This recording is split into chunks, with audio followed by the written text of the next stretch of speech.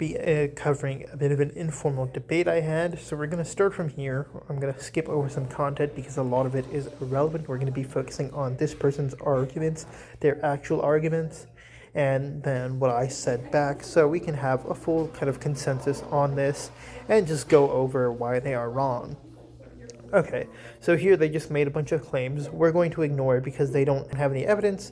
They're just making claims. Okay, so here I'm just trying to rage bait him a bit, try and get him to engage. Then, of course, he's responding a bit. So there's some more back and forth happening. He's saying that the presence is 6D. So this is the entire argument that he's putting up, is that DC is 6D. Common argument heard all the time. So we will debunk this. Okay, here's the first piece of evidence he pulls up. He pulls up this infamous scan where you have Mixie's Pitalik saying, "Where? My dear, it's here all around you. Look, the stupid first dimension is just a stupid point. Boop. The second is a line. Boring. The third, well, it's material stuff. The fourth is tick-tock time. But the fifth is imagination. It's everywhere at once. You just can't see it if you could." Okay, so he says this is proof. He asks if Conroy even know what he said. He says, "Tell me now." Okay, so we're going to go down. So here Conroy's using one of my arguments that I came up with. So we're going to keep continuing down here.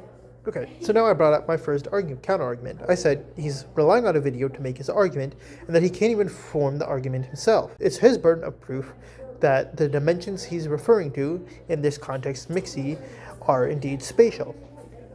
Okay, now he brings up a debunk of the time stream.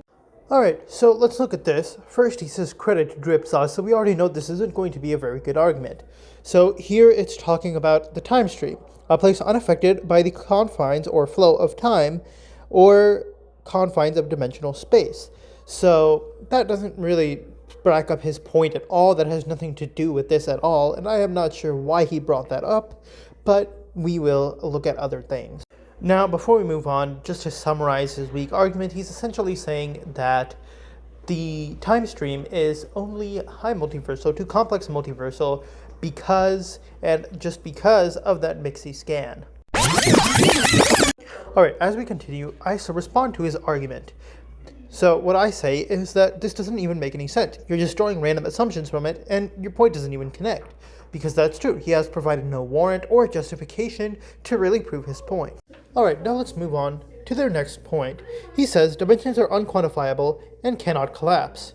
Alright, so these scans are too blurry, but essentially this doesn't really say anything. It doesn't mean anything. So I told him if they're unquantifiable, that means they're infinite, which I'll admit that I am objectively wrong in saying so. I later provided clarification. It means that they're either too complex to measure or there are no tools to measure it, which does not mean it's impossible to be outer, which is true because it doesn't necessarily impede them from being so.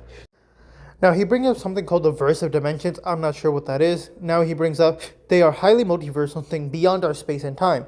He provides no justification to say why they are high multiversal, and I haven't seen any evidence to say they are beyond our space and time and why that correlates, and the fact that dimensions can collapse in fiction also has nothing to correlate with this point, so we can completely disregard this argument as non-topical. Alright, so now we're going to move on to their next point. Now, both parties are, of course, getting heated, so now I pointed this out. Dimensions collapsing doesn't mean it can't be outer. Also, what you're saying doesn't mean it can't be outer. Okay, so again, more back and forth that we will skip through, and he called me an illiterate scalar.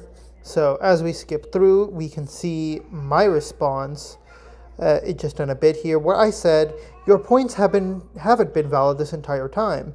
You haven't substantiated a single one of your claims with good evidence that is concrete and non-debunkable, which is correct, as I've debunked all his points so far. So now we're going to just go down a little more. Okay, so he responds to Conroy, who's using one of my arguments. He says, false, time stream is highly low complex, and it is connected to the microverse. So, what I tell him is that he hasn't proven how it is, his points didn't connect in the slightest, and that he has provided no evidence whatsoever to suggest it's high-low complex as he says so, and he has also provided no evidence to imply a connection to the microverse. Okay, so now we get to my main argument, saying the microverse is outer. Now, this is a little outdated because now I am using the many worlds interpretation to back this up, but we will go over this argument. So please note that there are going to be some complex subjects in here, and I will try my best to explain them, but it will have to be very brief. Note that you will have to take my explanations with a grain of salt, as all of these things could be entirely separate videos in and of themselves because of how complex they can be. So here is the scan talking about the many worlds interpretation. Now, I know it may be hard to see, so I'm just going to summarize it very briefly, wherein the narrator says that even small things from the quantum level up spawns new realities from events and non-events, which is the direct definition of the many worlds interpretation. Now, one may ask, why is the many worlds interpretation important here? Well, that is because the many worlds interpretation posits that wave function collapse never occurs even under measurement, and that is the basis of this argument.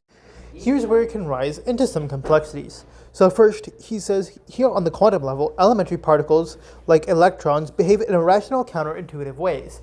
Basically, what this is meaning is that they do not behave as one would expect them to normally. Next, he says they behave less like discrete particles and more like probability wave functions. Now, one may ask, what is a probability wave function? Velocity at the same time. This should be enough of an explanation, so I'm not really going to go in depth. And finally, he says you can only express them as a function of their probable values.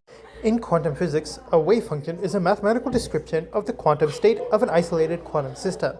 Now, what is a quantum state? In quantum physics, a quantum state is a mathematical entity that embodies the knowledge of a quantum system.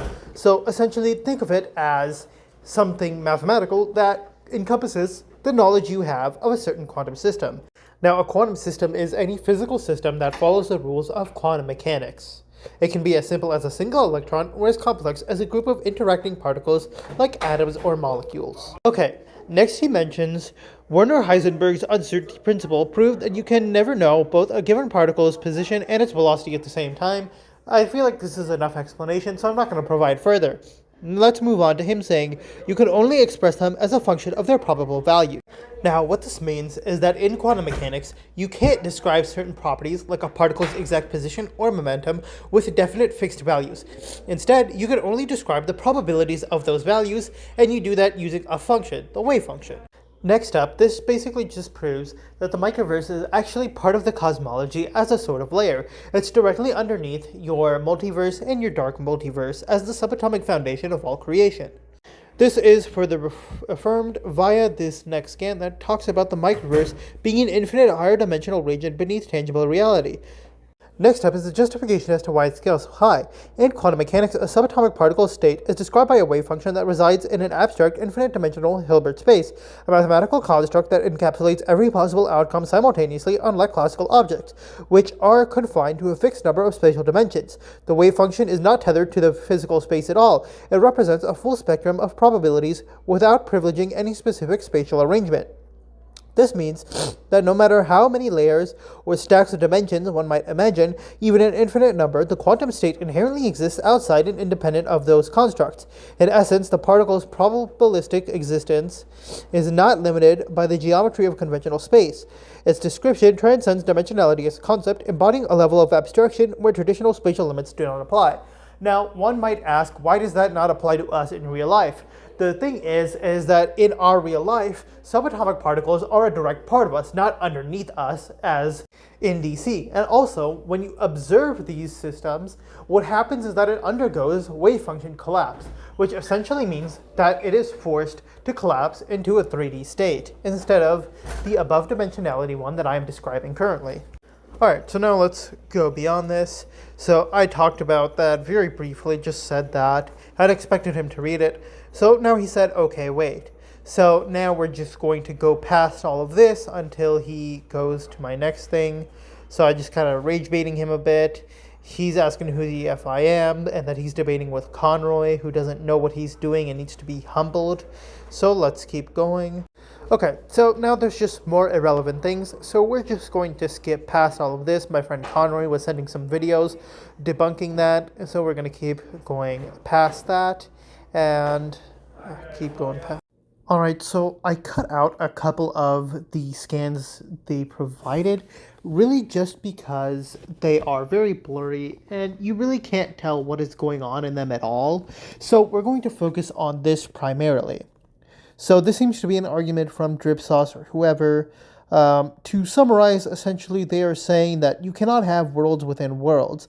As the subatomic foundation of all creation, you cannot have smaller things in it. And also, they brought up something about universes within universes, and really just talking about how the microverse is illogical, quote unquote. However, the main problem with this is that we know subatomic particles can be made up of smaller things, such as quarks and leptons. So yes, you can have worlds within worlds if you consider that your subatomic foundation, subatomic particles, are worlds within themselves, and atoms can be worlds, then you can have worlds within worlds. Or if you really want to go even smaller, then you can say that the subatomic particles, electrons, protons, neutrons, etc., they have quarks, which themselves are worlds.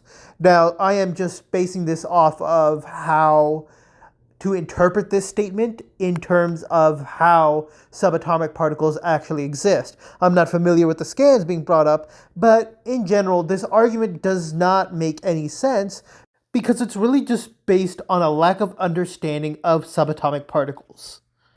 So here, that's exactly what I summarized, is that essentially they can be made of smaller things. That is how subatomic particles work. You have quarks and leptons, and you can have civilizations in each in DC, and it's not impossible or illogical to have that happen. Okay, so after that, they say that they concede, which is good. However, they then decide to bring this up. And basically, in summary, it's talking about a very specific comic panel that somebody asked about on Twitter or another social media to Grant and asked him to clarify, and he said that it's infinite dimensions. And they're essentially just debunking that and saying that makes DC six-dimensional.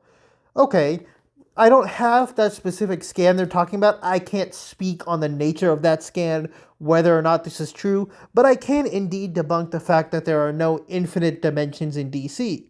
So that's exactly what I did right here. I brought up DC having Baum's implicate order, which is infinite dimensionality. Therefore, your sixth dimension cannot possibly be spatial. So to zoom in, here it says even further from the clear light, once again he felt the weight of matter, the chains of self. He felt the diamond hardness of reality, the explicate unfolding from the implicate, and from the unfolding an artifact was left behind.